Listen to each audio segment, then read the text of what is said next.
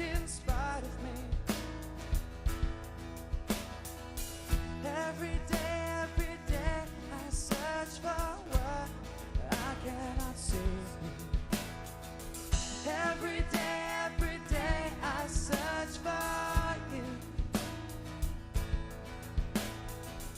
Every day I search for the truth.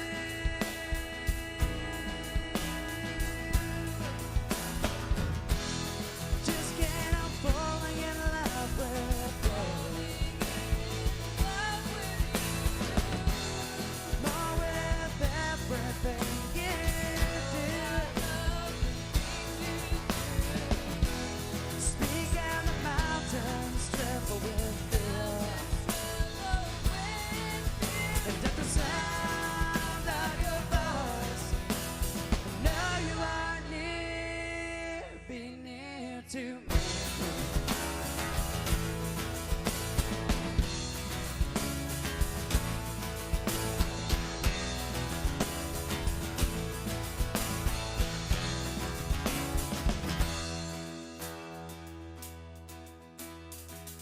Every day I long deep inside of me.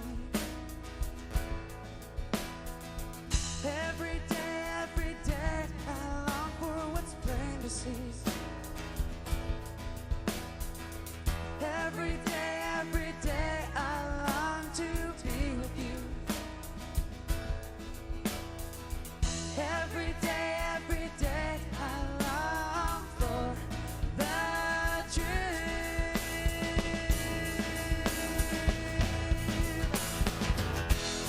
Just can't help falling in love with you. More with everything you do. Speak and the mountains tremble with fear. And at the sound of your voice, know you are near, be near to me.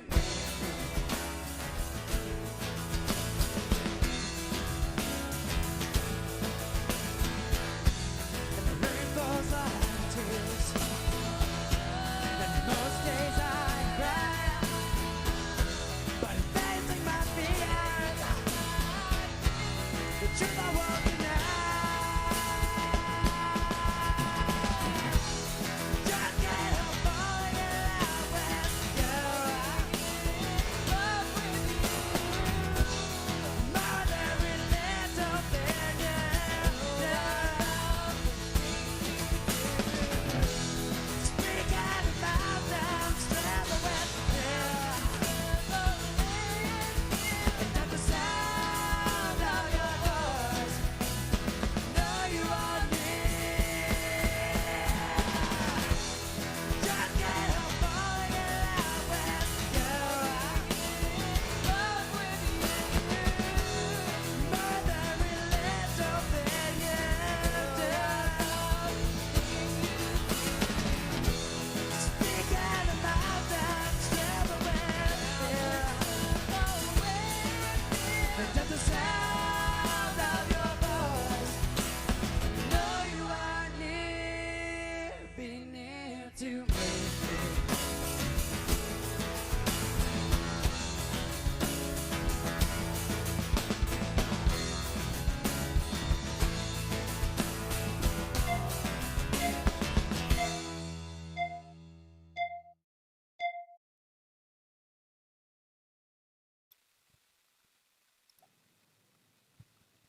And we're live.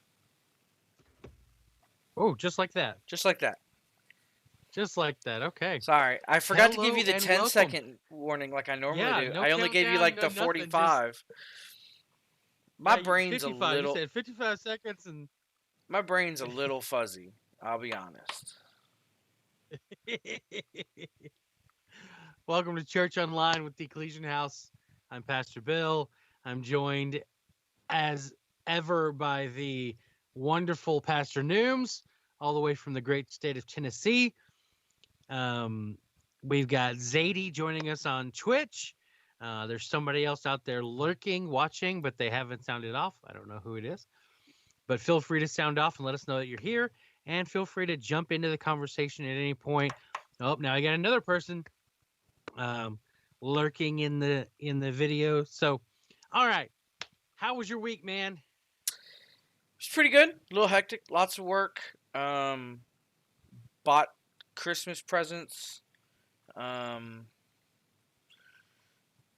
actually left the house one day this week. I did. Yeah, I left the house. Went to my parents, as you guys know. For those of you who keep up, they both had COVID. Made it through no problems, just like your parents did. It was a breeze for them.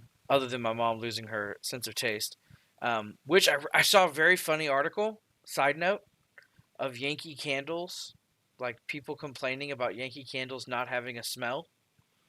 Yeah, I saw that. And I was like, I saw a TikTok and I was like, oh, that's funny, yeah, because they have This is real. There's people actually real. complaining because they don't have a sense of Derna. Yep. Alright, this is Yankee candles, y'all. The ones that sometimes smell so strong, they're known for giving people on other sides of buildings migraines. Yep. If you got a Yankee candle, as the COVID numbers rise, the dissatisfaction with Yankee candles goes on the same trajectory down. And I'm sure there's some people like actually stuck in their house positive for COVID and don't put 2 and 2 together. Right. I keep lighting this. Anyway, so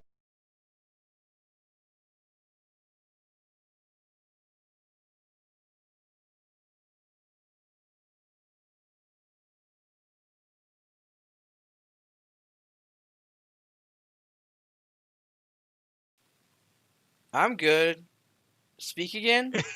All right, yeah, we're good again. I did not Yeah, we're good. I did not twist my chair and pull out the sound. So that way the last thing you said when I went no one heard, but that's okay. So my parents got out of quarantine. They're negative now and all that jazz. And so we went over there because, let's be honest, we've already been through lockdown with it. We probably already had it too, and so we went over there for lunch. And that was fun. The girls hadn't hung out with Biggs in like a month, which isn't a big deal when you think about the fact that we would usually go like a year or more. But now it's become such a like every week at some point he ends up at the house for some reason. Complaining. Of course. I mean, complaining the whole time, even though there's no reason to complain. And I don't think he's going to be on tonight because he's with Heather. But that's beside the point. I say that, and then all of a sudden it's going to be like, ding! I'm going to look, ooh. Yeah, he's going to be like, because let's be honest, I'm still scared of that man. So went over there, hung out with Mom, made some really good food, and we hung out, and then the girls got to spend the night with them one of the nights, and so we, it was a good experience. Video game wise, there's a lot going on right now in life. Next week's a really big week for me in video games. I might actually stream some of it because I've been really, really slacking on my streaming. But there's a big expansion for one game coming out on Tuesday, and then Cyberpunk 2077, which lots of people have been waiting a very, very long time for, supposedly is going to come out on Wednesday at midnight. So, if you need me what game is expanding on Tuesday? It's one of the newest patches for Final Fantasy 14. Final Fantasy 14, it is their MMO. Well, it's their good MMO. They have another MMO, but we won't talk about it. We didn't talk about the first Final Fantasy 14 when it first came out either. They actually rebooted the whole game, but that's beside the point. This isn't a game podcast. It's a church podcast. We won't get in that far. But they're releasing a bunch of new content. New part of the story. This is the last story that gets released before the next expansion. So like the next like actual full expansion, this is the last patch, the last raid, all that kind of stuff gets released on Tuesday, and then I've got 2 days to finish all of it before diving into Cyberpunk 2077, which has a bunch of streamer stuff built into it because like it's kind of a gritty game, Hmm. and but they actually added certain filters for streamers so they don't get banned or anything streaming it. So I think that's kind of interesting. So like they put like certain Yeah. filters on it and stuff for certain countries and certain, for streamers, so we don't get in trouble, or like, those of us with children, there's nothing too crazy on the screen. But yeah, so it's been a good week. It's just busy with work and trying to then forget the rest of everything else with some games. Nice. Because we all know how much I hate humanity. Cool. He said the word hate. That's the word of the day. Ah! You remember Okay, Pee Wee Herman? okay with Pee Wee Herman. You can sit down now. We don't need it. Ain't none of us need it. Heard something terrifying on TikTok. Terrifying. Made me like cry sitting on the place where all of us watch TikToks. And this person was like, "Well, how old are you?" And they're like, "Well, I think you're like 20." And the person was like, my "No." earbud pop out of my Sorry. my They're ear. like, "No, I'm older than 20." And they're like, 25? Like, "No, I'm older than that." "Oh, you're 30?" Yeah, I'm 30. That means you're older than every dog. What? Yeah, you're older than every dog, because no dog lives that long. And you're going, That's rude. why would you even say that? Like, yeah. So that was a moment I had today, Wow. about being old and older than dogs, and I'm like, nah, there's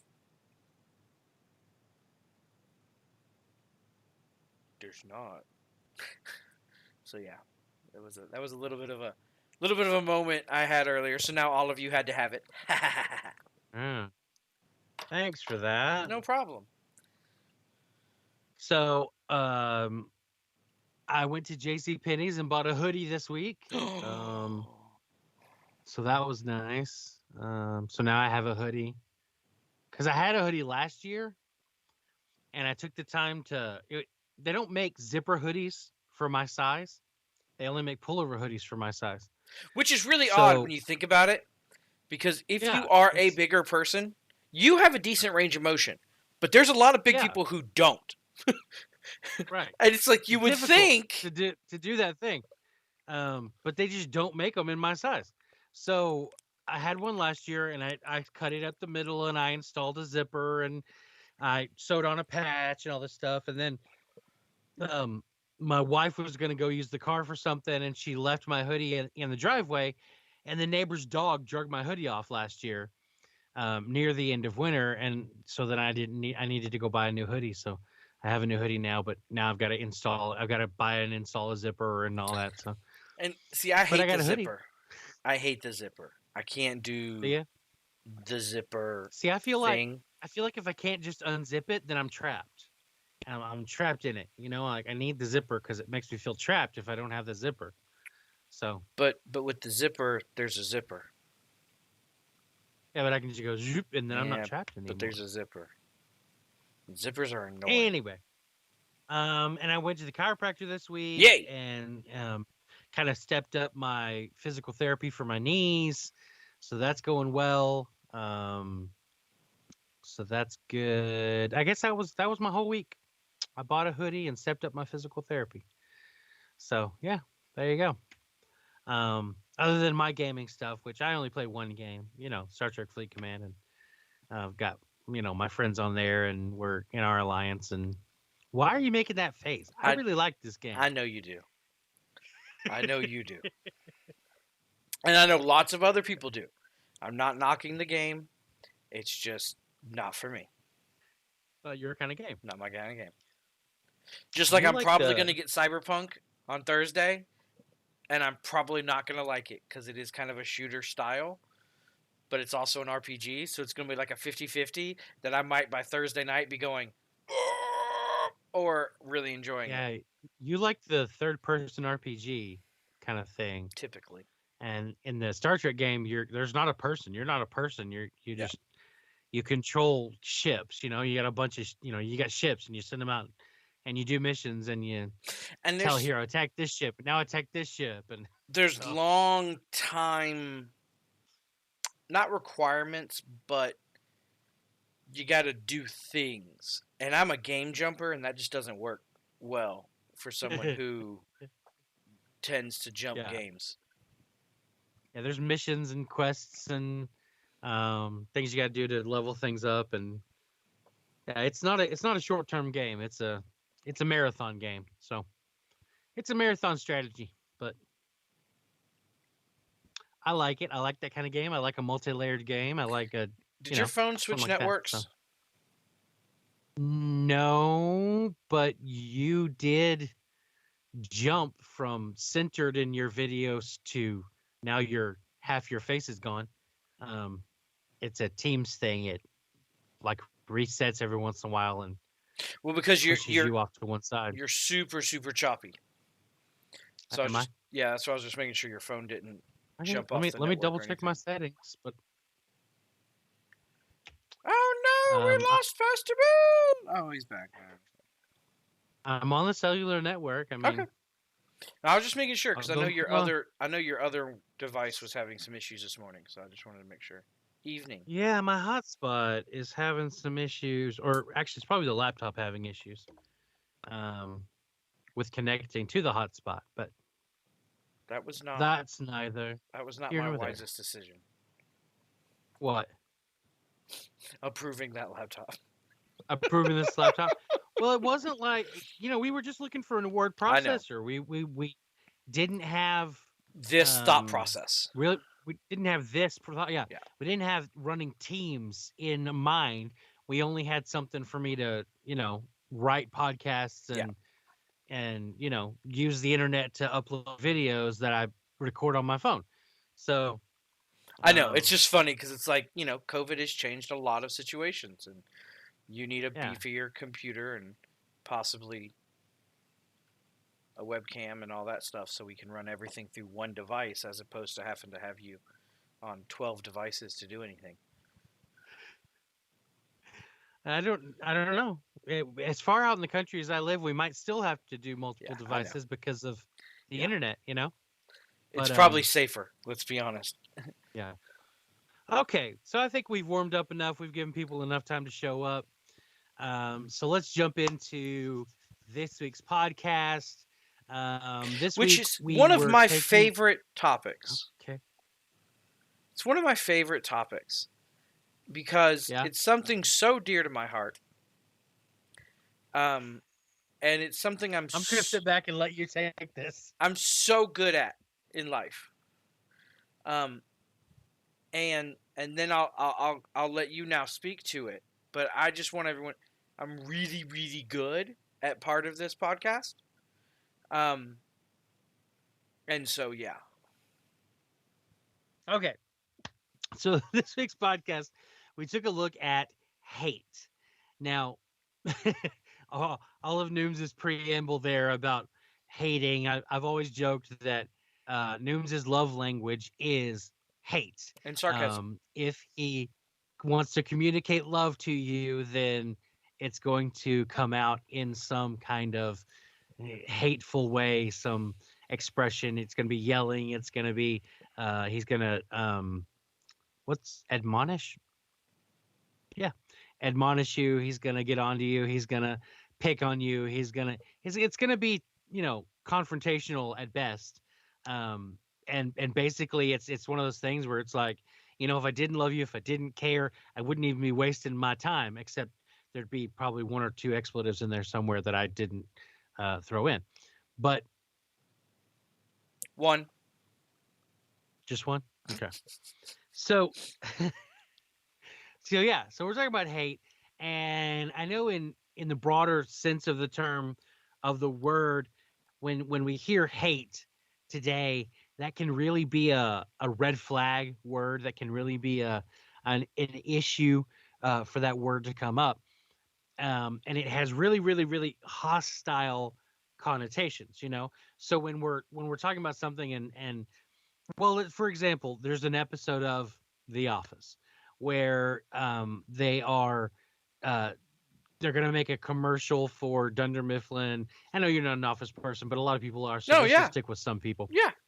So they're gonna make a commercial, and some of the people are gonna write a song, and they're writing a song, and then one of the pieces was like, "I hate that. I hate everything about that," and everybody gets super offended that this person said they hate it, you know. And in the heat of the moment, all they really meant was they don't really like that, and they'd like to go with something more along the lines of what they would like to have. But they chose the word hate, and it offended people, right? And so that's kind of the charge that the word has. It's an offensive word. It's a charged word, and I'm not going to try to change that. You can use that um, in that same context in your personal life. But when we talk about the Bible and we talk about theological discussions and we talk about spiritual things, hate has a very different definition than that modern connotation of hate. And so we find things in the Bible where it talks about, you know, we know that God is love. That's in First John 4:8, that God is love. And then we also find in Proverbs chapter 6 where the Lord hates 6 things, and that there are 7 things that are detestable to him. And then Proverbs chapter 6, verses 17 through 19 lays out what those things are. They're arrogant eyes, a lying tongue, hands that shed innocent blood, a heart that plots wicked schemes, feet eager to run to evil, a lying witness who gives false testimony, and one who stirs up trouble among brothers. Okay. Which, My let's first be question to you. fair. Let's be fair. Everyone can agree that if you are truly one of those people, like those actions are things that are detestable and but anyway, continue. Yeah, pretty much to anybody. Yeah. It reminds me of Okay. my favorite movie, The Boondock Saints, which you guys can't see, but the poster's right Ah. there. You know, the guy jumps up on the table and he's like, "These things you better not do. Regular stuff? You cross these lines." These are things every religion can agree on. These are things everyone knows, like, you know, because it definitely is something that, you know, And there's basically every religion agrees on the 10 Commandments.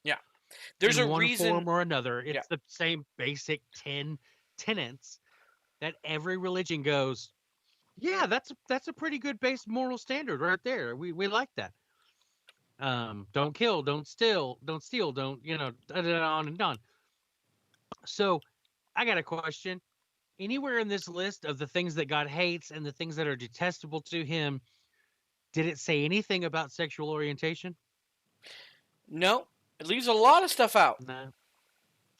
It leaves a lot of stuff out. And if There's you a lot of notice, things that another thing about that list, the list does not necessarily, except for a couple of them, state actions. It states intents. it's the intent of the heart. You know, it's that whole Yeah. thing like, if your heart is tilted towards evil, and that evil's not things I don't like, evil. Like killing. Yeah. Like, you know, evil. Not like, well, I like to walk sideways on Tuesdays. Well, that's not evil. You're just weird. Like, you know, I don't. Anyway, continue. No, there's nothing about almost Nothing about- any of the things that you normally hear. God hates blah. Right. They're Because not it's on those there. lists. Now, there are verses in the New Testament, since I brought up sexual orientation. Right, you did. There are verses in the New Testament where it loosely translated says homosexuality is an abomination to the Lord. But in those instances, there are specific words that are used, one of them being a grown up male having a sexual relationship with a teenage or younger male. That's one of the In words a for position of homosexual that is an power, abomination. which Huh? is in a position of power, which is two In a levels position of of power. messing Yeah. up. Two levels of messed up. Yeah. I don't think anyone's going to look at that pedophilic relationship where one person's in power over the other person and taking advantage of them sexually. Yeah. Well, some people might look at that and be okay with that, But we're not okay most with people anyone are who going to look at would. that and go, "No, I agree with what that says." Say what? If you do agree with that, please come see me. We can have a conversation. And the other time where it talks about it being an abomination, the word that is used there is specifically to prostitute yourself into homosexuality as part of the worship of a foreign god. So you're actually worshiping another god with the sexual act, the homosexual act. And so those are the areas that it talks about are an abomination to the Lord. But that is not the same thing as God hating something or something being detestable to God. Right. And so when we see these ideas in the scripture that are seemingly oil and water, God is love, but God does hate, that seems to contradict itself, except that it really doesn't. Because in biblical terms, hate is simply the opposite or the absence of love. So to say that something that is love hates something simply means that those things repel God's presence. So arrogant eyes repel God. He cannot move in your life. He cannot bless you. He cannot move in your life for your benefit. A lying tongue repulses God. Hands that shed innocent blood, pushes God away. A heart that plots wicked schemes creates a space where God can't be there. He can't move on your behalf. Feet eager to run to evil, a lying witness who gives false testimony, one who stirs up trouble among brothers. All of these things create an atmosphere around you that is anti-God. It's a place where God is, by your own will, pushed away from you. And so all the things that God wants to do as love, all the things that God wants to do for you and be for you, he can't, because you've repelled him, you've repulsed him, you've pushed him away by these acts, these intentions of your heart. And so I've used this analogy before, and I've used it in the podcast a couple of times at this point.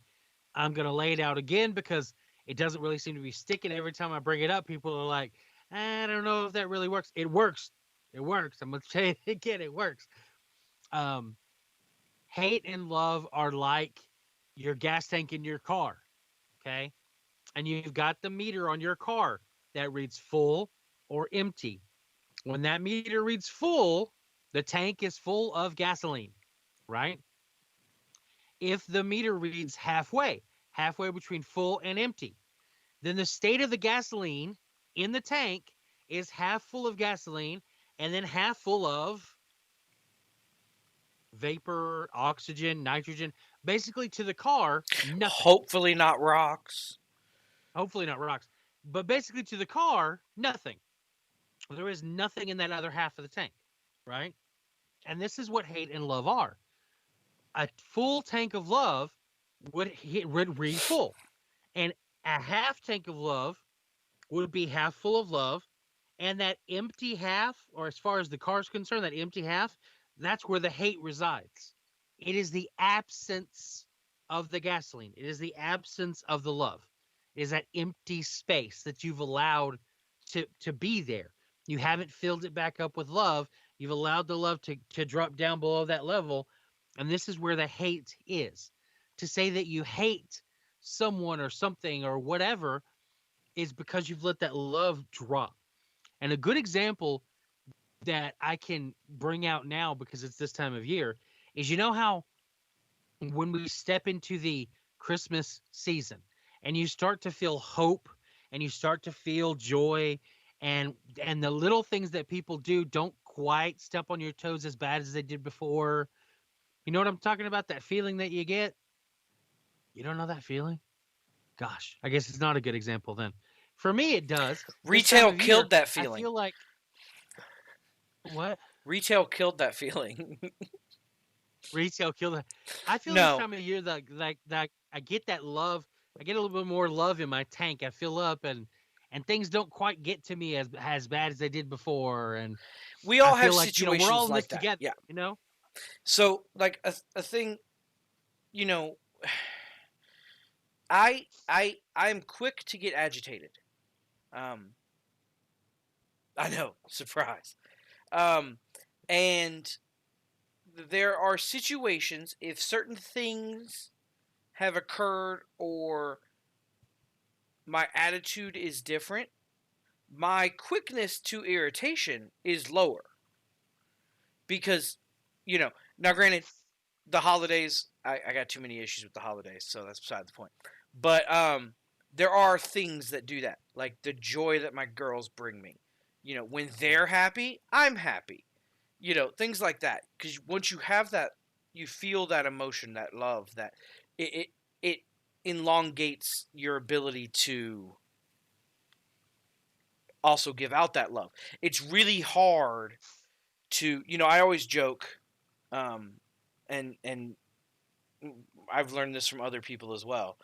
But it's that whole I'm really glad that God told me I have to love you or I would beat you to death.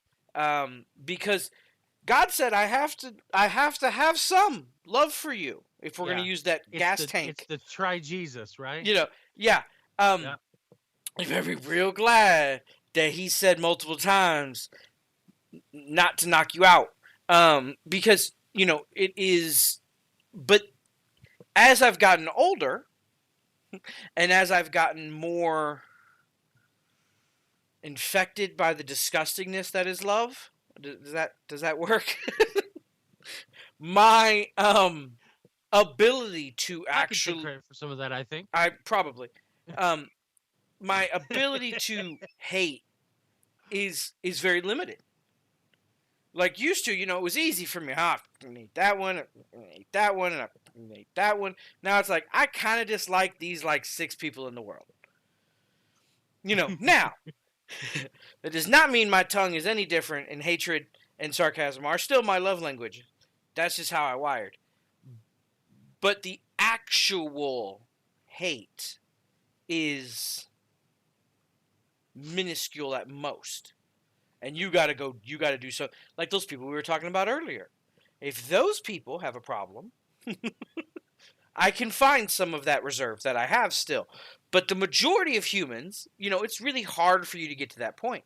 Um, and, another big thing about it is it's like you mentioned, the diction versus the connotation. When we look at things in the Bible, you see the thing that God hates this. Okay, what does that mean? Because you got a bunch of dudes that were wearing robes and being real judgy who had to choose which part of a translation was written. So, Right. if you're a judgy person, you're going to paint a picture as a judgy person. Of a judgy God. You one example of translators, people are like, "Well, are you saying it wasn't translated right?" No. What I'm saying is if a person who's colorblind, sometimes I get off center and it irritates me. If a person who's colorblind and a person who can see full spectrum of color paint the same sunset, it's going to look different. Is that sunset different? No.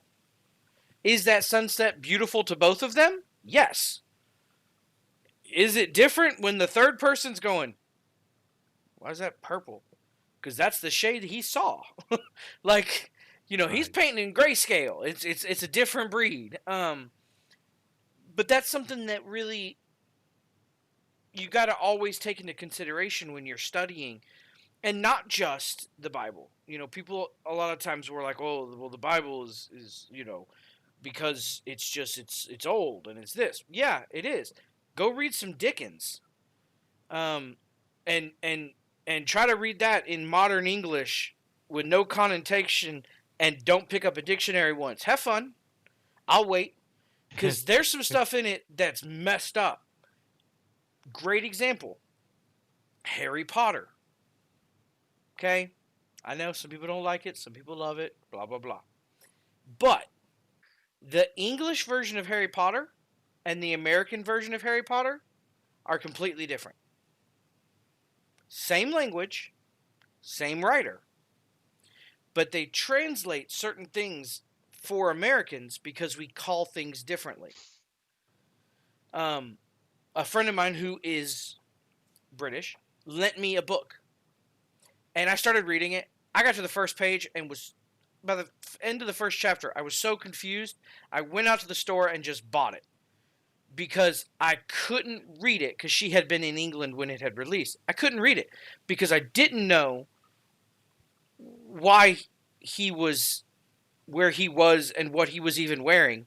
Come to find out, he was wearing blue jeans under a windowsill behind a bush. It makes perfect sense in English, but when I read it originally, I'm going, where is he? He's under a windowsill. It's not called a windowsill. He's not wearing jeans. He was wearing something else. And, it was like, what the? And it's the same language. So when we deal with words that have such a strong meaning, love and hate, things like that, and there are other words as well, but those are two big ones that have lots of emotion behind them.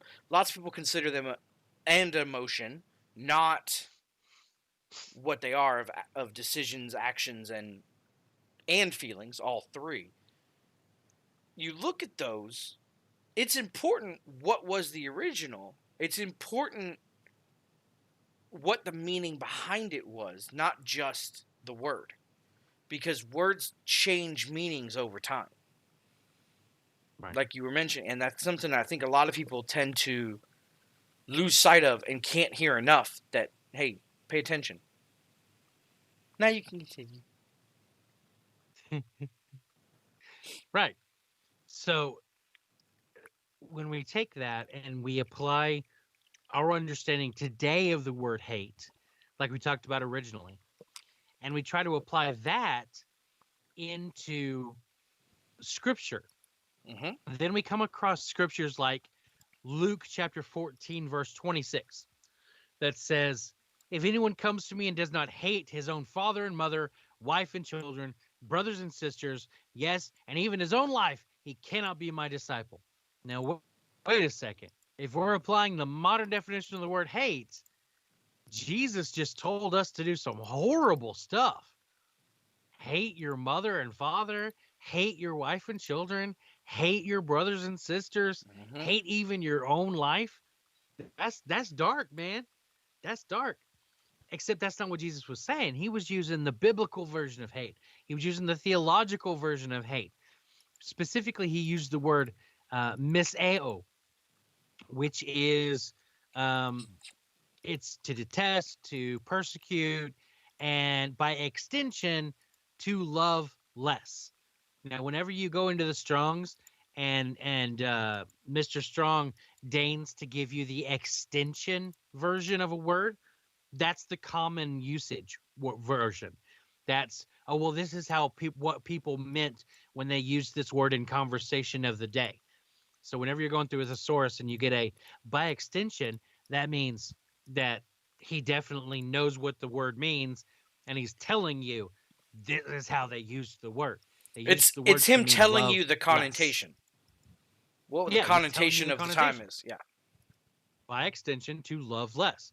So if anyone comes to me and does not love less his own father and mother, wife and children, brothers and sisters, yes, and even his own life, he cannot be my disciple. Love less than what? Well, that's implied.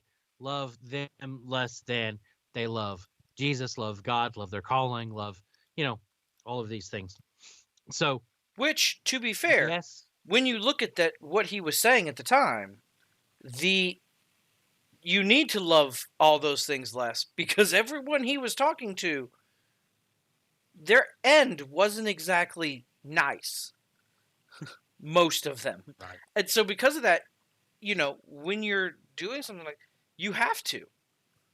That's why, there's a reason behind it. It's not just, yeah. And we've talked about that in previous podcasts.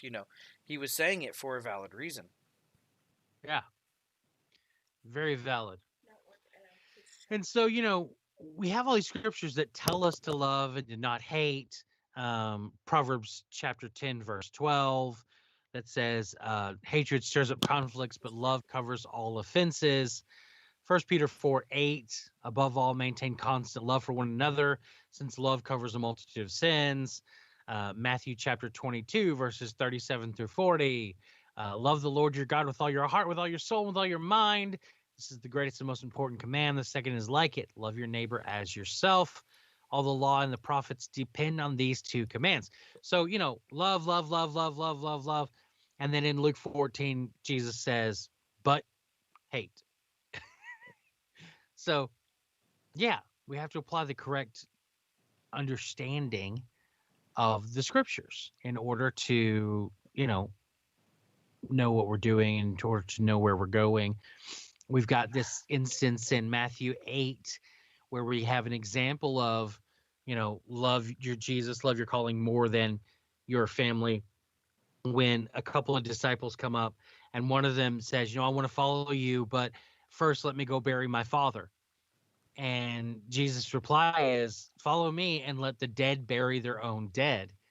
And so you get this idea of, well, that's going to take care of itself. Do you love me more than you love them? Are you going to focus on what you need to focus on? And so basically, let's think about, you've got there's several analogies we can go with here. We can go with, cups that you fill with water, or we can go with the dogs that you feed. Let's do dogs that you feed. If you've got two dogs and you always feed one of them and you never feed the other one, which one's going to be the strongest in a fight? The weak one. The one that you always feed. The one that you always feed, because the one that you don't feed is going to get emaciated and weak. Well, it's the same thing in these relationships, If you're always feeding your family relationships and neglecting your relationship with God, then when push comes to shove and God goes, oh, I need you to step out of your comfort zone and go do this in ministry for me, that's going to be your weak dog, because you've always been feeding your family, and you're going to miss that calling. You're going to miss that opportunity. You're not going to have the boldness. You're not going to have the opportunity to step into the ministry that God set up for you, because you've been feeding the wrong dog. It's the same thing. You have to feed the right dog. You have to feed your relationship with God. You have to feed, your time with God. And if push comes to shove, you have to do that even at the neglect of mother, father, wife, children, da da da da. Now, should you neglect mother, children, father, wife, da da da da da? Not 100%. You still want to feed that dog. You just want to make sure that you've got your ducks in a row and that your relationship with God is at the top of that list, and your calling from God is there at the top of that list, and then everything else needs to be below that. I've always had an issue with that passage too, because it's like, okay, the let the dead bury themselves. Okay, Matthew 8:22. Yeah, because you have a person going to Jesus and saying, hey, I want to follow you, but first off, that in and of itself, why would you go to someone and say that in that way? Right. You know what I mean? Some people are like, well, Jesus was really harsh there. Well, yes and no, because think about the attitude of the man. I want you to stop your ministry, wait on what you're doing in the town that you're in right now, halt the whole process, and wait on me so I can go do something. Yeah. The harshness that he gives in that moment is is more than just, oh, well, ignore the dead. It's, the attitude and the connotations of the things that are being said really makes you think, okay, why was he there? Right. If Biggs dies, I don't care who's coming through. Like, because at this point in his ministry, not everyone really grasped who Jesus was. You know what I mean? So it's not the same as, but to stop someone and say, I want to follow you, but I'm going to need you to wait on me because I need to handle some stuff. And let's be honest, historically, this is attributed to Philip. And we both know Philip never really got with the program as far as what all the other disciples were doing and what all the other disciples believed. He never really got with the program. So it's totally fitting that he was a little off in what you and I would consider normalcy. So yeah, yeah, it's just back to what you were saying. It's one of those things where it's like, when you really read into that, there's a lot more levels than I want to follow you, but I need to bury my dead. Okay, first off, that's also a process. And typically, depending on what order of son he was, there's some life changes that are going to happen then too. And so it's like, okay, do you have to take care of your mother? Do you have to marry someone now? Do you have to? I mean, there's a lot that can come to my father has died. It's not just best case scenario. You're talking about 3 days, a 3-day delay. Best case. Best case. So.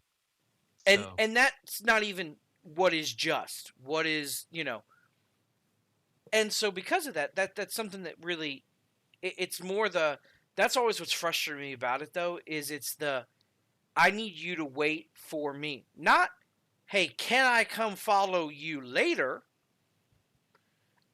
Wait on me. Yeah. And it's even the context is always rubbed me the wrong way of just like, dude, you excuse me, creator of the universe, can you give me a minute? No! But we've got whole subsets of Christianity that see God through that lens. I know. Gimme. It's all about me. Gimme. It's all about me. Gimme. And the whole subsets of Christianity that are like that are exactly in that same mindset that he's in.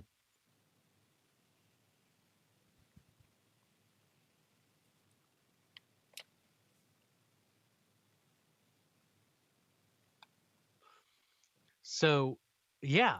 So he's in this mindset of not let me come to the life and let me latch on to life. He's let me go and put a hold on life so I can go deal with the dead. And Jesus' response is, I am life, and when you come to me, then you have life. And so come and have spiritual life, and let those that don't have spiritual life, let those that are out there without life, let them bury the dead, and you come and you tend to life, right? Yeah. Yeah. So when we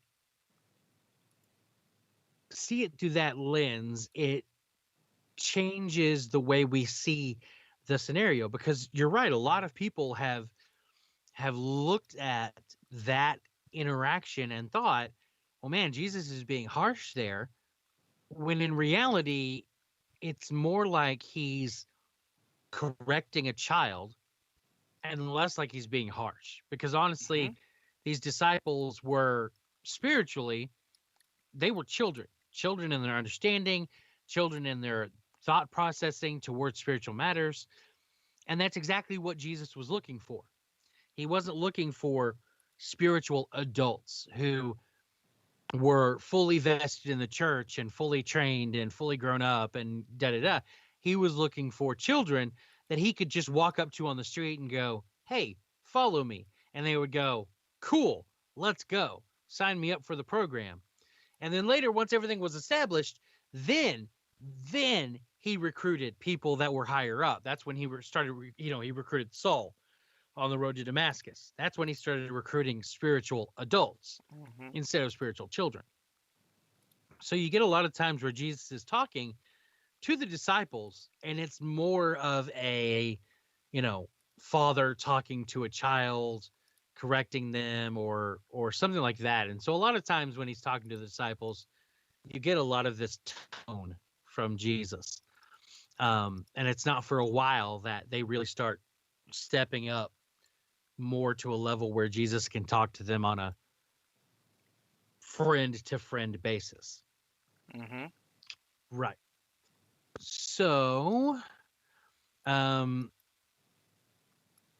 when we're looking at all of this, let's see, Matthew chapter 10. That's where we need to go next. So, Matthew chapter 10, verses 32 through 39 is another good example of where we are at with this whole hate your family thing, where, we're talking more about it not being hate the way we think of in modern terms, but being more of the love less your family than you love God, than you love your calling, you love me.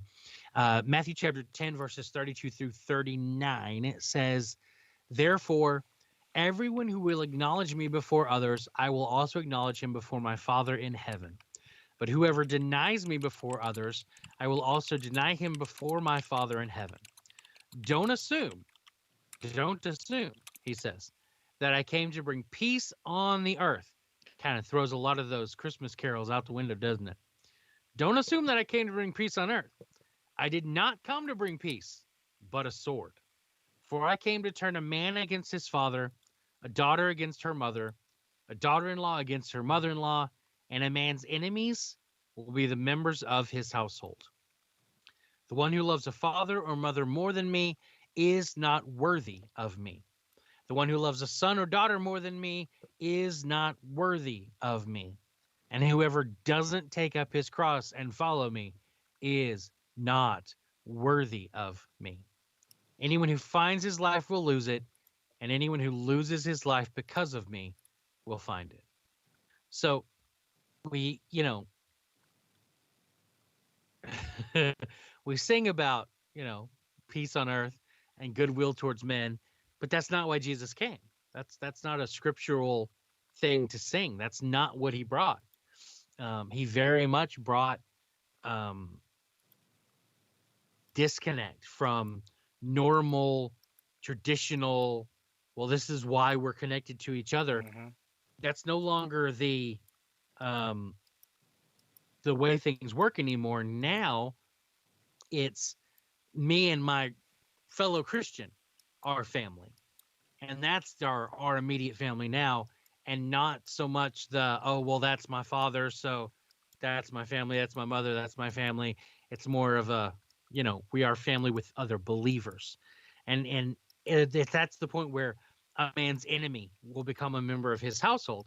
You can have an enemy, and then when you both find the Lord, you're not enemies anymore. Suddenly, you're family. And so that's this idea of being a Christian family instead of the blood family. And I think modern culture has caught on to that idea. Um, Fast and Furious. I'm gonna reference the Fast and Furious. Um, Dom, he chooses his own family. You know, those people that he's chosen, that is his family, Mm-hmm. and he will go to the ends of the earth and back for his family. And it's not because they're blood; it's because they're there and they've got skin in the game, and they've chosen each other. And that's what this thing is.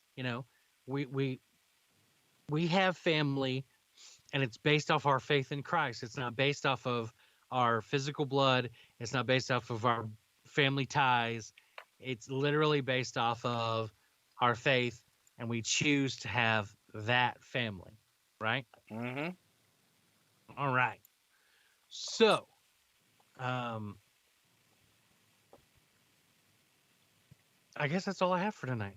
Hmm. That was kind of abrupt, but yeah, that's where I am. That's all I have for tonight. So, you got anything else you want to say?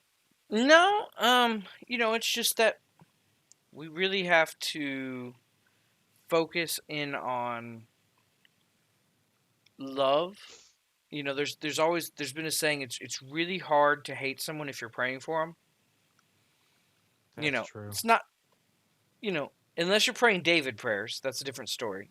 But if you're praying for someone in the positive, it's real hard to continue to exhibit the actions of hate.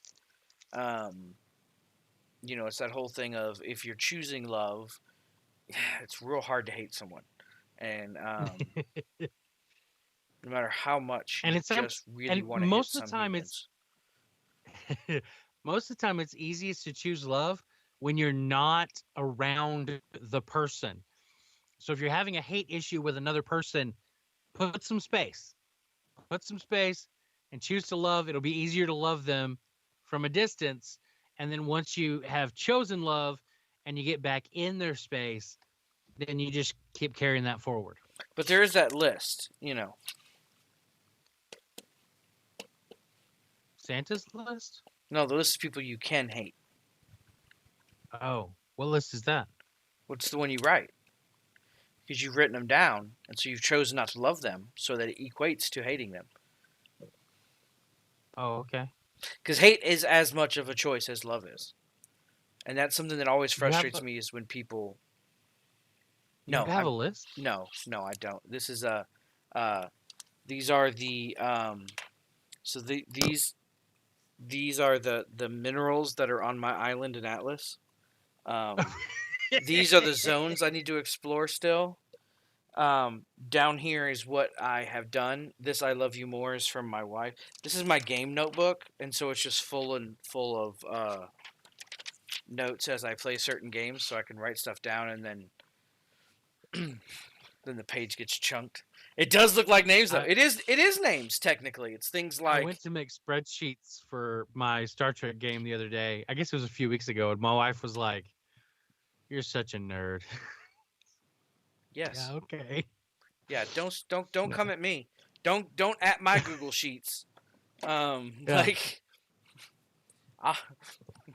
some of my Google Sheets have hurt people's brains. Like, but I got sheets for crewing my ships. I got sheets for what members of my alliance are participating and what members aren't. I've got sheets for all kinds of stuff. yeah. Yep. I keep a track. All right, so we're wrapping up here. I just want to reach out to Handsome Gentleman on Twitch. Pastor Nooms tried to send you a message. If it didn't go through, if you're still watching, if you didn't get the message, go ahead and private message him, private message Pastor Nooms. We want to get you connected if you need some connection, and don't want to just leave things hanging out there like that. So reach out to Pastor Nooms if you're still watching and you can hear this, and check your PMs. So And at Gerg, don't poo-poo at me. Yeah, Gerg. Don't go on there saying poo-poo on the Twitch. Don't poo-poo at me, Gerg. I will send your You're father such a Jafar across fan. the house. All 80 feet. All I'll 80 be feet. to your room. After You ain't this, too in old our to bend over post my knee, son. in our post meeting, when I get to see the little ones here in a minute. You're going to get it. All right. You guys have a great week. The new podcast is coming out in 3 minutes. And if I remember correctly, it is Burdens, season 3, episode 7. It's not pulling up on my screen. There we go. Come on. Yeah, Burdens. And so it's a good one. Make sure you listen to it when it comes out, or if you prefer to watch your podcasts, it comes out on everywhere that you can watch this right now. It'll come out on Wednesday night at 7:30 Central Standard Time. So go check out that podcast. Have a great week. We love you. Be safe. The numbers for Corona are continuing to re-rise. I saw that California is back in lockdown. This time they used the word full lockdown. I've got people talking about they're completely out of work because of the full lockdown. Their businesses are completely shut down, and that all businesses are completely shut down in California right now, is what they're saying. So be safe, be smart, don't get yourself sick. If you can't wear a mask, take advantage of delivery services and ask your neighbors for help. Don't think that you have to put on a mask and go out in public if you can't wear a mask. Please find a way to take care of yourself, physically, mentally, psychologically, all of that. Um, we love you. Have a great week. And you got anything else you want to add, Pastor Nooms? So that's a no. He's just going to stick his tongue out. So now we're going to do the 30-second buffer. Getting my cords pinched here. All right, you ready? 30-second buffer. 30-second buffer. 30-second buffer. I wonder how long it will last. That's not the right word. 30-second buffer. 30-second buffer. 30-second buffer. Has it been 30 seconds yet? 30-second buffer. 30-second buffer. 30-second buffer.